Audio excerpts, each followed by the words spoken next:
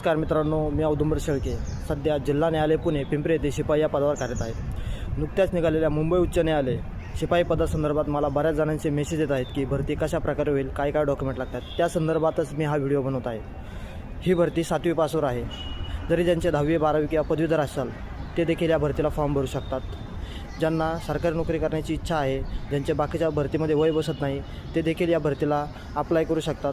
कारण या भरतीमध्ये खुल्या प्रवर्गासाठी वयोमर्यादा आहे 18 ते 38 आणि मागासवर्गीयांसाठी वयोमर्यादा आहे 18 ते 43.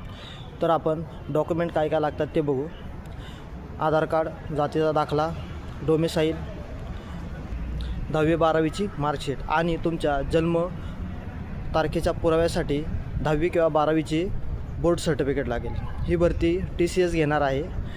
त्यासाठी तुम्हाला 30 मार्काचा पेपर असेल, 10 मार्काला स्वच्छता सापडल्याचा चाचणी आणि 10 मार्काची मुलाखत.